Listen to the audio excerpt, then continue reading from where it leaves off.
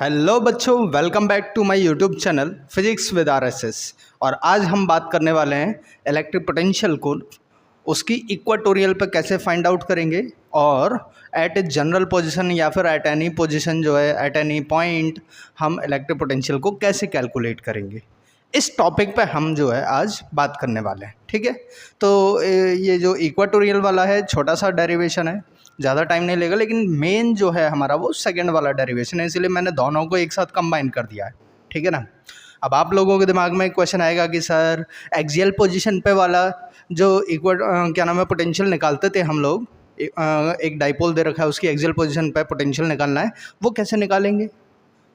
तो वो मैंने अपनी इससे पहले वाली वीडियो जो है उसमें बता रखा है, और घबराने वाली कोई बात नहीं है। मैं इस वीडियो के डिस्क्रिप्शन में जो है उसके लिंक भी डाल दूंगा। अगर आपने वो नहीं देखा है तो पहले उसे देखिएगा फिर इसे करिएगा। ठीक है, तो शुरू करते हैं बेटा। Electric potential at equatorial position of a dipole. ठीक है, तो हम इलेक्ट्रिक पोटेंशियल डाइपोल की इक्वाटोरियल पोजीशन पर निकालना है। तो first of all sir dipole क्या होता है ये बताओ। तो देखो, डाइपोल के लिए हम ये बात करते हैं कि ये कोई भी दो इक्वल और अपोजिट चार्जेस होते हैं, माइनस क्यू और प्लस क्यू मान लिया, इक्वल अपोजिट हैं दोनों, इनका कोई एक मिड पॉइंट होगा जिसे हम ओ नाम दे देते हैं, इसको ए इसको बी, और इन दोनों के बीच में जो गैप होता है वो बहुत छोटा सा गैप होता है जिसे हम बोलते थे 2a। ठीक है ना। अब इससे परपेंडिकुलर बाइसेक्टर हमने ड्रॉ किया और ये कोई एक पॉइंट P आया।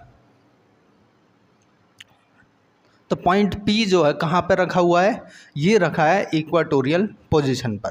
ओके, मान लेता हूँ पॉइंट O से P तक का जो गैप है वो R है, और ये अपना A होने वाला है, ये भी A होने वाला है। ठीक है ना।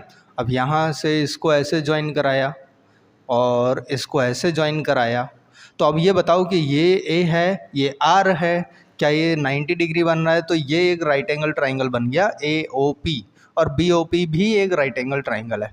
तो पाइथागोरस का यूज़ करेंगे, यहाँ पे ये मिल जाएगा हमें under the root of R square plus A square, ये वाला गैप मिल जाएगा भाई, A से P तक का गैप आ जाएगा। ऐसे ही यहाँ पर भी सेम वही आने वाला है, क्योंकि A और R ही है, तो under the root of R square plus A square, ये गैप हमें यहाँ से मिल जाएगा। बहुत सिंपल तरीका है। ठीक है ना। अब मैं निकालता हूँ इलेक्ट्रिक पोटेंशियल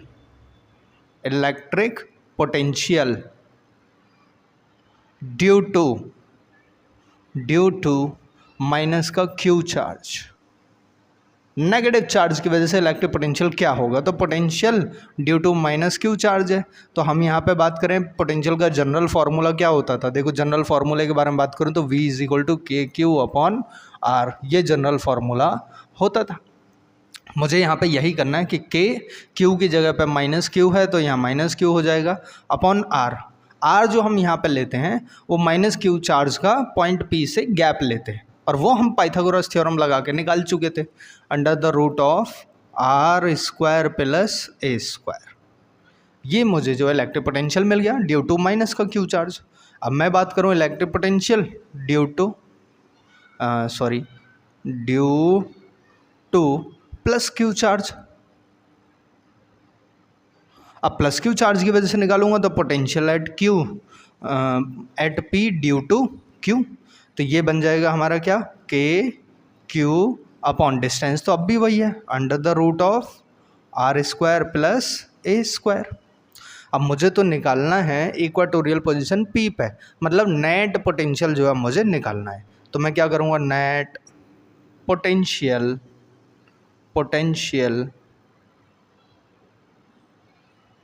अच्छा ये L है, potential at equatorial position P या फिर equatorial point P, equatorial point P, इस पे अगर मैं पोटेंशियल को निकालूं तो V नेट जो है एट P ये आ जाएगा पोटेंशियल ड्यू टू माइनस का Q charge plus potential due to plus का Q चार्ज।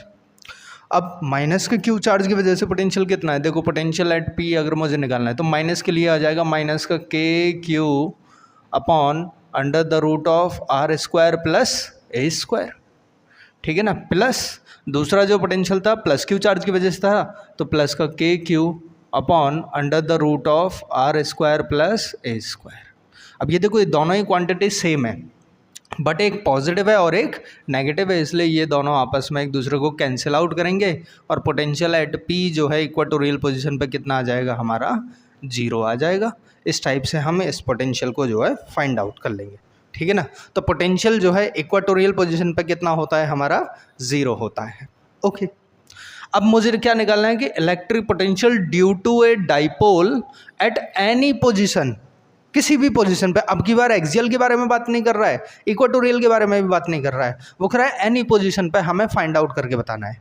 तो एनी पोजीशन के लिए हमें जो है इलेक्ट्रिक पोटेंशियल यहाँ पे कैलकुलेट करना है। देखते हैं, इसको भी देखेंगे। पहले मैं एक डाइपोल ड्रॉ करूँगा, ठीक है ना। तो ये सेकेंड वाला डेरिवेशन है, electric potential due to a dipole at any position. बस इसको थोड़ा सा समझना है, बहुत ज़्यादा डिफ़िकल्ट तो नहीं है, लेकिन फिर भी दिमाग तो लगाना ही है। ओके, तो मैं क्या करूँगा, इलेक्ट्रिक पोटेंशियल के लिए डाइपोल बनाऊँगा। यहाँ पे एक डाइपोल बनाया, ये पॉइंट O हो गया, ये पॉइंट A B, यहाँ पे माइनस का Q चार्ज, यहाँ पर प्लस का Q चार्ज, है ना। और अब ये सोचो, पॉइंट P जो है एक्सियल पोजीशन पे होता तो यहाँ बनाता, इक्वाटोरियल पे तो इसके परपेंडिकुलर बाइसेक्टर पे यहाँ कहीं ड्रॉ करता। अब ये इन दोनों में से कोई नहीं है, तो कोई एक पोजीशन पॉइंट P की मैंने यहाँ पे मान ली है, दिस इज लेट से पॉइंट P, और यहाँ पे मुझे इलेक्ट्रिक पोटेंशियल जो है फाइंड आउट करना है, ठीक है ना। तो मैं करता हूँ A से P को ज्वाइन, और मान लेता हूँ कि माइनस Q से P तक का जो गैप है वो R1 है। नहीं पता मुझे कितना है, उसको हम R1 मान ले रहे हैं। P से B को ज्वाइन किया, इसका गैप मैंने R2 मान लिया। O से P तक का जो गैप है उसको मैं R मान ले रहा हूँ। डाइपोल है तो यहाँ से यहाँ तक का गैप कितना हो जाएगा हमारा, 2A। तो ये वाला गैप A, ये वाला गैप A। इतनी चीज़ हमें समझ में आती है। ओके, अब देखो R1 बड़ा है डिस्टेंस जो है R2 के कंपैरिजन में, तो हम क्या करते हैं ऐसे केस में, जब कोई ये एंगल छोटा हो, जैसे ये एक एंगल बना है ना, this angle is very small, बहुत ज़्यादा छोटा एंगल होता है ये, तो हम क्या करते हैं, छोटी वाली जो साइड होती है वहाँ से बड़ी वाली साइड पे एक परपेंडिकुलर ड्रॉ कर देते हैं, फिर ये वाला और ये वाला गैप सेम आ जाता है। तो मैं क्या करूँगा, यहाँ से एक परपेंडिकुलर ड्रॉ करूँगा कुछ इस टाइप से। मान लो कि ये पॉइंट C है जहाँ पे इसने कट मारा है। तो अब ये जो R2 है, ये भी गैप कितना हो जाएगा, R2 जितना ही हो जाएगा, ठीक है ना, ये भी R2 जितना ही हो जाएगा। तो ये वाला कितना बचा सर, देखो ये पूरा R1 था और इतना पोर्शन R2 है, तो बचा कितना, R1 में से R2 को माइनस कर दो। मान लेते कि यहाँ पे कोई भी ये एंगल थीटा था, ठीक है ना। तो यहाँ से मुझे R1 माइनस R2 की वैल्यू निकालनी है। R1 माइनस R2 के लिए क्या हो जाएगा, cos theta is equal to base upon hypotenuse, ठीक है ना। तो बेस क्या है, R1 माइनस R2, हाइपोटेनियस क्या है, ये यहाँ से यहाँ तक का पूरा गैप 2 है, तो ये क्या मिलेगा, R1 minus R2 is equal to 2A cos theta. ये एक यहाँ पे हमने दिमाग लगाया और इसे सॉल्व कर लिया ट्रिग्नोमेट्री का यूज़ करके। ओके, तो यहाँ से R1 माइनस R2 हमको पता चल गया बेटा। अब क्या कर सकते हैं हम यहाँ से, देखो अब मुझे जो है मैं पोटेंशियल अगर ड्यू टू माइनस का Q चार्ज निकालूं, ठीक है ना, यहाँ पे मैं कुछ ऐसे सॉल्व कर देता हूँ, गैप भी बनाए ले रहे हैं ताकि आपको पता चल जाए। तो potential at P, V at P due to minus का Q चार्ज, ठीक है ना। तो माइनस के Q चार्ज की वजह से पोटेंशियल निकालेंगे, तो माइनस का Q इज इक्वल टू आ जाएगा माइनस का KQ upon R1, minus Q से R1 गैप लिया मैंने, इसलिए उसको R1 ले लिया। Potential at P due to plus का Q चार्ज, तो पोटेंशियल एट Q जो है वो कितना आ जाएगा निकल के, प्लस का KQ अपॉन R1, ठीक है ना भाई। अब इन दोनों को अगर मैं नेट पोटेंशियल निकालूंगा तो V नेट जो होगा या फिर पोटेंशियल एट P जो होगा वो इन दोनों के सम के बराबर, तो पोटेंशियल ड्यू टू माइनस का Q charge plus potential due to plus का Q चार्ज, यही तो बनने वाला है हमारा, और तो कुछ दिमाग में नहीं आ रहा ना। ओके, तो बेटा यहाँ पे मैं क्या करूँगा, ड्यू टू माइनस के क्यू चार्ज की वजह से जो पोटेंशियल आएगा वो था माइनस का के क्यू अपॉन R1 और इधर था प्लस का के क्यू अपॉन R2। और देखो दोनों में से अगर ध्यान दे तो के क्यू कॉमन है, तो माइनस का 1/R1 प्लस 1/R2। अब इसमें पॉजिटिव वाले को पहले लिख दो, नेगेटिव वाले को बाद में लिख दो, उससे भी कोई फ़र्क नहीं पड़ेगा। जैसे कि माइनस का 2 + 3 बोलूँगा तब भी 1 आ रहा है ना, और 3 - 2 बोलूँगा तब भी 1 आएगा। तो दोनों केसेस में जो आंसर है वो क्या आने वाला है, 1 ही आने वाला है। तो इससे कोई फ़र्क नहीं पड़ता, इसलिए मैं क्या बोल दूंगा इसे, के क्यू यहाँ पे 1/R2 माइनस का 1/R1। के क्यू एलसीएम लूँगा बेटा इन दोनों का मैं, तो ये आएगा R1 R2 और ये R1 - R2। ओहो सर, ये R1 - R2 आया इसीलिए आपने इसकी वैल्यू निकाल ली थी, आपको पता था पहले से ही, ठीक है ना। तो यहाँ पे जो है इसकी नीड पड़ती थी, इसलिए मैंने वो पहले निकाल लिया था। ओके, इतनी चीज़ हमें क्लियर हो रही है। अब इसमें ये R1 R2 का भी तो केस बताओ ना सर, इसको भी तो कैसे ठीक करना है। तो R1 R2 को कैसे गायब करूँगा मैं यहाँ से, इसके लिए भी ध्यान से देखते हैं। तो ये एक्चुअल में डाइपोल इतना बड़ा नहीं है, ये सोचो कि इस डाइपोल को मैंने माइक्रोस्कोप से बड़ा करके दिखा रहा हूँ मैं तुम्हें। डाइपोल तो बहुत छोटा होता है, अभी तो हम डेफिनेशन पढ़ रहे थे कि ये माइनस का क्यू और प्लस क्यू चार्ज जो है एक स्मॉल सेपरेशन पे सेट होते हैं, ठीक है ना। तो वो इतना छोटा सेपरेशन होता है लाइक दिस कि यहाँ एक ये पॉजिटिव नेगेटिव चार्ज हो गए, ये इसका मिड पॉइंट हो गया और यहाँ से ये कोई पॉइंट P है। तो अगर मैं देखूँगा ये वाला गैप है ना, R1 R2 और R तीनों के तीनों लगभग सेम होते हैं, ठीक है ना।